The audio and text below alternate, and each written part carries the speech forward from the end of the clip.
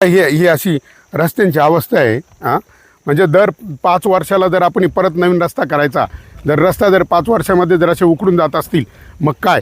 आणि याच्यामध्ये होतं काय, आता भ्रष्टाचार कसा होतो ते तुम्हाला सांगतो. 15 लाखाचा रस्ता आहे. 15 लाखाचा रस्ता आला का जो पुढारी, खासदार असू द्या, आमदार असू द्या, जो ते पत्र देतो तिकडून मिळवून त्याला मंजुरीचं, तो घेतो 20%. 15 लाखाला 20% किती झाले? 3 लाख 3 लाख रुपये. 3 लाख रुपये. 3 लाख रुपये गेले. खाली किती राहिले? 12 लाख. 12 लाख. बरं, त्याच्यामध्ये परत जो अधिकारी त्याला ती वर्क ऑर्डर देतो तो घेतो 5%, 75,000. बरं, आणि परत जो ते काम व्यवस्थित झालंय तो पाहणी करतो ना तो घेतो 5%, 75,000. हा. आणि नंतर त्याला जो बिल काढून देतो ना शेवटचं तो घेतो 5%, ते पुन्हा ते 75. परत 75. आणि किती झाले? 5.25 लाख रुपये हे झाले त्या 15 लाखातले.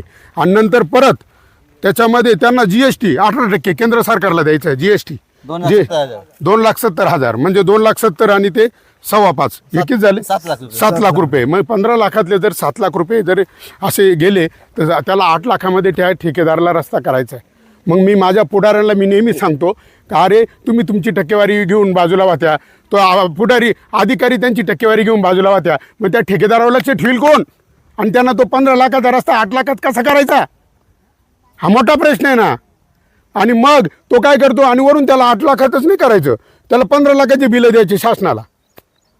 15 लाखाचे बिलं द्यायला त्याला परत ते खोटे बिलं बनवून देणार आहे, परत ती टक्केवारी. आणि त्या 8 लाखात तो पूर्ण रस्ता नाही करीत, त्याच्यातही त्याला 3-4 लाख रुपये पाहिजे. त्याने एवढी चक्रा मारलाय, तो घेतो त्याच्यात 3-4 लाख रुपये. मग 4 आणि 5 लाखामध्ये रस्ता होईल कसा? जो रस्ता 15 लाखाचा आहे. म्हणजे अख्खा महाराष्ट्रातले देशातले सगळे कामं आणि भ्रष्टाचार असा चालू आहे. म्हणून माझी तुम्हाला सगळ्यांना एक विनंती आहे, कोणताही आमदार, खासदार, कोणता असो, कोणताही उमेदवार तो इथं आला त्याला एकच प्रश्न विचारा, भाऊ तुझं पगारामध्ये भागल? बरोबर ना? पगारामध्ये भागल का? आमदारला 2,64,000 रुपये पगार, खासदारला त्याच्यापेक्षा जास्त असेल. आणि वरून मरेपर्यंत पेन्शन, मिळाल्यावर कुटुंबाला पेन्शन. मग एवढंच भागल का? तो हाच म्हणणार आहे. नाही, अरे आपण ठेकेदारांना विचारू, त्यांचे कान धरू. तुम्ही फक्त एकदा विचारून घ्या, जाहीर सभांमध्ये त्यांना शपथी घ्यायला लावा. म्हणून आम्हाला आता असाच उमेदवाराला आम्ही मतदान करू जो छाती ठोकून जाहीर भाषणांमध्ये सांगेल मी टक्केवारी घेणार नाही आणि कोणाला टक्केवारी घेऊ देणार नाही. का रे अधिकाऱ्यांनो, लाख 1.5 लाख रुपये पगार ना तुम्हाला, तरी भडव्यानं तुम्हाला रस्त्यांमधलं खायचंय का? संडासांमधलं खायचंय तुम्हाला? लाजा नाही वाटत? अरे त्या वर्षाला तर घाबरा जरा.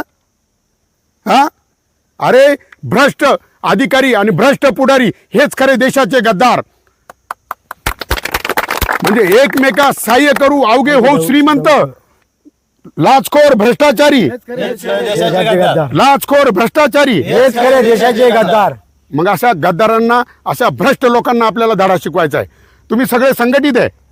कोणताही पुढारी येऊ द्या, त्याला विचारायचं भाऊ तू टक्केवारी शिवाय काम कर, पगारात तुझं भागलं पाहिजे तरच आम्ही तुला मतदान देऊ. जय जवान, जय किसान, जय जवान, जय किसान. भारत माता की जय, भारत माता की जय. वंदे मातरम, वंदे मातरम. भूमिपुत्र फाउंडेशनचा विजय असो, भूमिपुत्र फाउंडेशनचा विजय असो. चला, धन्यवाद. धन्यवाद.